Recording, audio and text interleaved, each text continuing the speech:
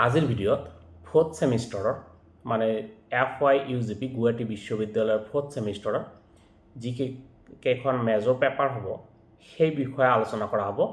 তো আজিৰ ভিডিঅ'ত আমি এই একেবাৰে কিতাপকেইখন লৈয়ে আহিছোঁ।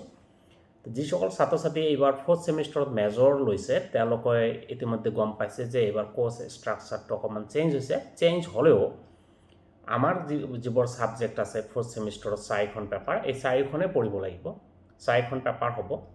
তো 4খন পেপাৰত আমি 4খনে মেজৰ পেপাৰ হ'ব। এই 4খন পেপাৰৰ যিটো চিলেবাছ আছে সেই গোটেইখিনি মই এই ভিডিঅ'ত ডিছকাশ্যন কৰিবলৈ নাযাওঁ।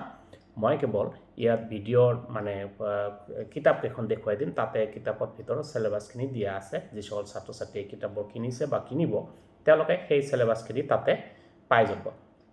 তো আমি জানো যিহেতু 4খন পেপাৰ আছে, সেই 4খন পেপাৰ হিচাপে তো আজিৰ এই ভিডিঅ'ত আমি কিতাপবোৰ মই দেখুৱাই দিছোঁ। প্ৰথম যিখন পেপাৰ হৈছে সেইখন হৈছে introduction to western philosophy. Introduction to western philosophy মানে পাশ্চাত্য দৰ্শনৰ পৰিচয়।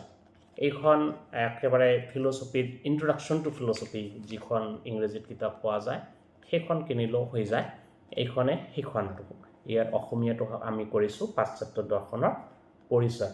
এইখন মোৰ লিখা কিতাপ, মই হেমন্ত কুমাৰ ৰায়, গম পাইছে নিশ্চয়।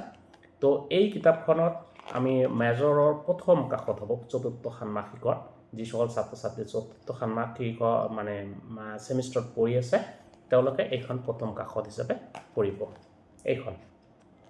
তাৰপিছত যিখন পেপাৰ আছে সেই পেপাৰখন হ'ব জ্ঞান তত্ত্ব।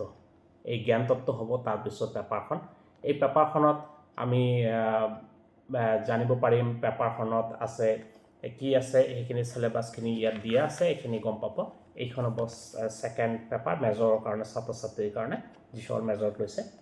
তাৰপিছত পেপাৰখন হ'ব ইথিক্স, ইংৰাজীত ইথিক্স বুলি কয়। এইখন হৈছে নীতিবিজ্ঞান। নীতিবিজ্ঞান এই সম্বন্ধে ছাত্ৰ ছাত্ৰীসকলে নিশ্চয় নীতিবিজ্ঞানৰ ওপৰত প্ৰাথমিক পৰ্যায় হায়াৰ ছেকেণ্ডেৰীতে পাই আহিছে।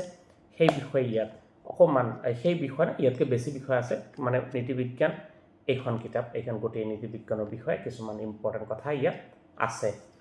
তাৰপিছত কিতাপখন হৈছে এইখন পৰম্পৰাগত তৰ্কবিজ্ঞান, ট্ৰেডিশ্যনেল লজিক। তাৰমানে ট্ৰেডিশ্যনেল লজিক বুলি ক'লে এইটো ভয় খাৱাৰ একো নাই।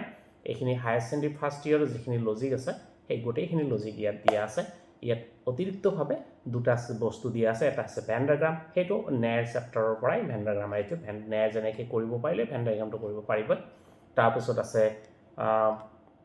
কি কয় এটা নতুন সাধাৰণ ভাষাত ন্যায় অনুমান। তাৰমানে এনে কিছুমান ন্যায় অনুমান আছে যিবোৰ আমি সাধাৰণ ভাষাত ব্যৱহাৰ কৰোঁ, সেইটো হায়াৰ ছেকেণ্ডেৰীত তোমালোকে পোৱা নাই। গতিকে এইখন বেছিভাগে হায়াৰ ছেকেণ্ডেৰীৰ বিষয়বস্তু আছে ইয়াত। গতিকে এইখিনি ইজিয়ে হ'ব লাগে।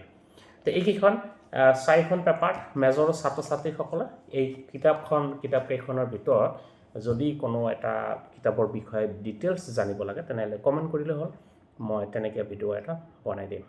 যি নহওক আজিলৈ এইখিনিয়ে, ধন্যবাদ।